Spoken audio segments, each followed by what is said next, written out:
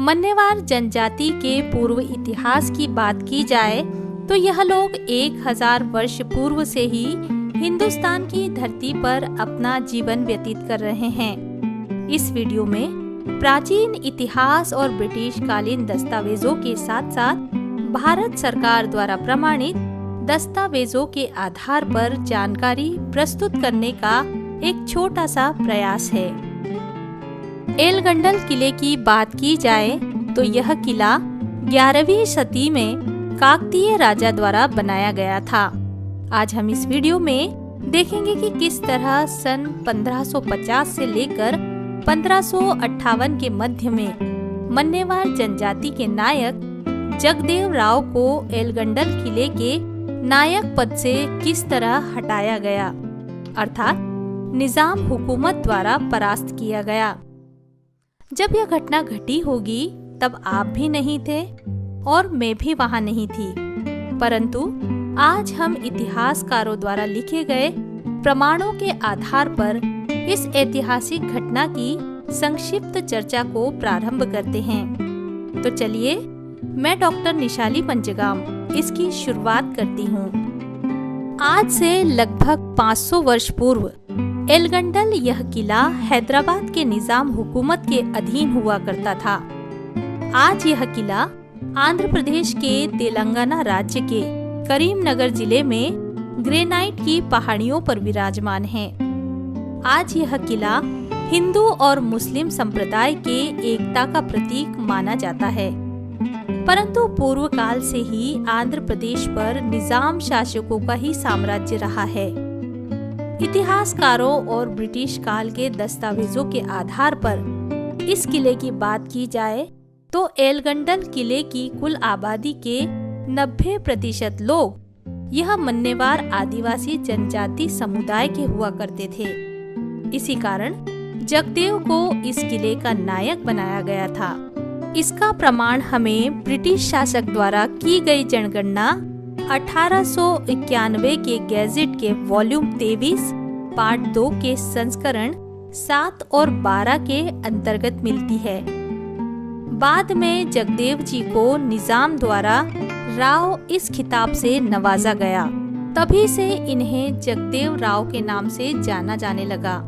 उस समय किले के नायक को किले का राजा भी कहा जाता था। निजाम साम्राज्य होते हुए भी एलगंडल यह एकमात्र ऐसा किला था जहां पर मन्नेवार जनजाति की पकड़ थी।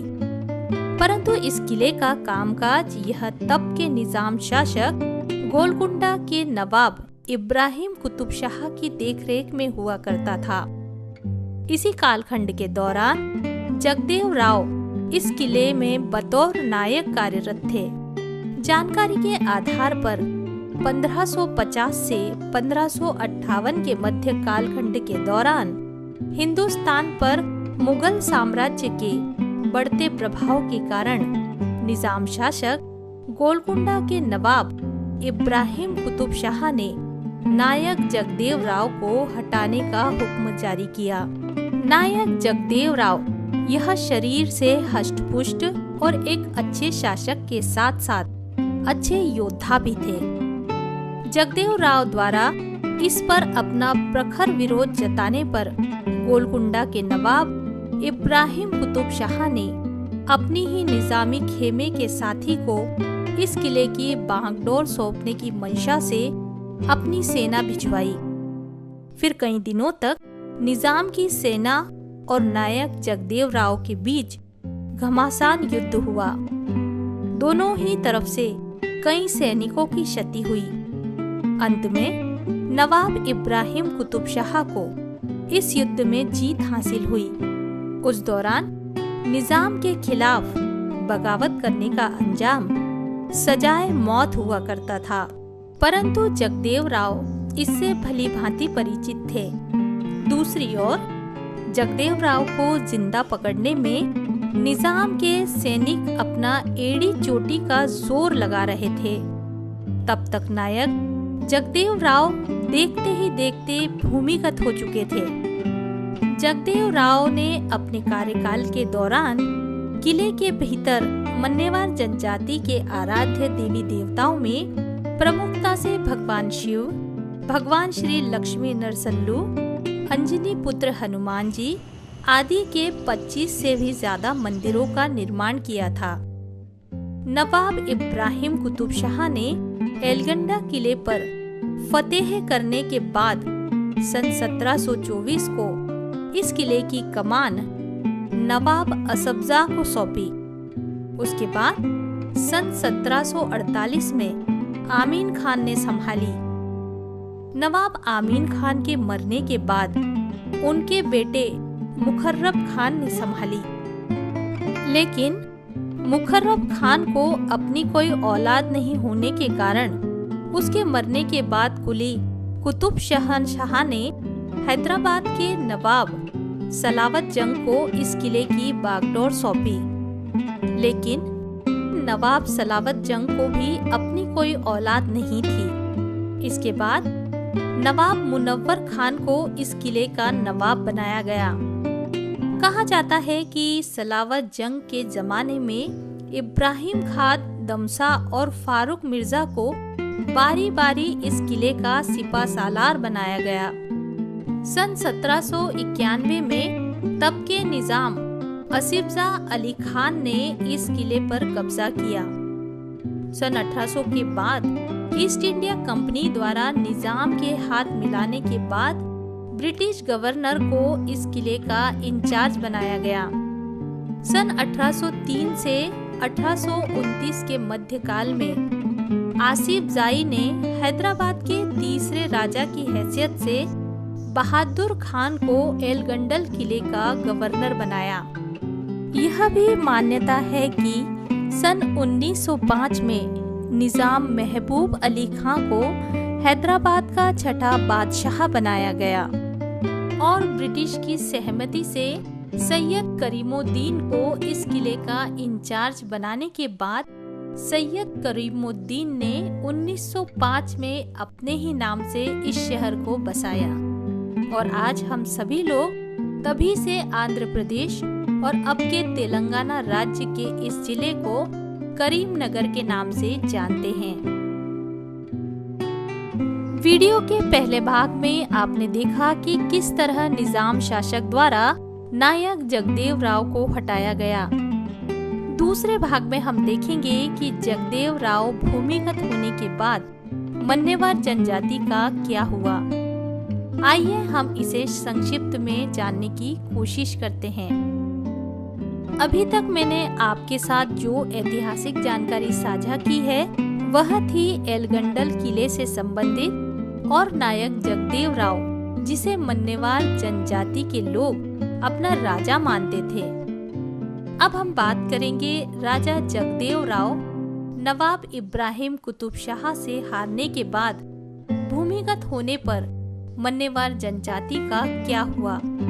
आइए हम इसे संक्षिप्त में जानने की कोशिश करते हैं। सन 1558 के बाद अर्थात राजा जगदेव राव की हार होने के बाद एलगंडल जिले में मन्नेवार जनजाति का अपना कोई शेष शीर्ष न होने के कारण और उस समय निजाम हुकूमत में इस्लाम की अपनी धार्मिक नीति के तहत मन्नेवारों को यहाँ से पूरी तरह खदेड़कर एलगंडल किले पर निजाम साम्राज्य का परचम लहराया गया।